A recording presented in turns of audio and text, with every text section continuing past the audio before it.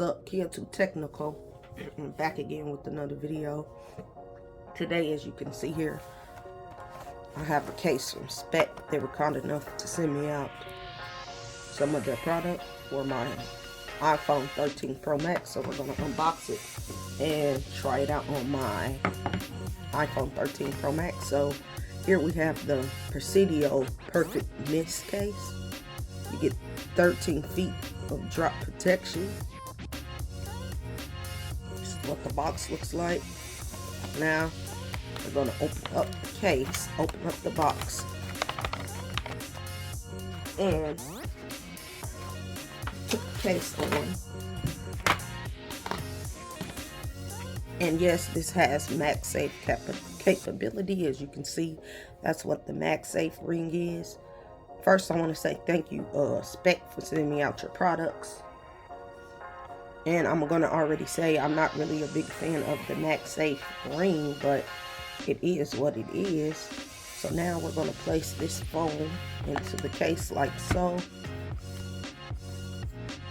The Speck hat, these cases are snug when you put them on there. As you can see how good that sits on the case. So yes, you will kind of struggle to take this case off, but let me show you around the case. So here you get your power button.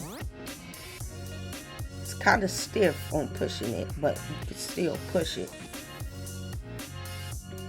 Then down here you get nothing. Down here you get your cutouts. They look good. On this side you get your volume up and down button. They're kind of stiff, but they're still there. You get easy access to your alert slider, no problems. As you can see on the back here, you do get a nice deep cutout for your camera. And like I said, there's that MagSafe ring. Not really a big fan of that, but oh well. Overall, this case looks good and it feels good. Up here you have the Speck logo. You get little feet, a little bit of feet for side protection. If your phone falls on the corner, you should be good to go.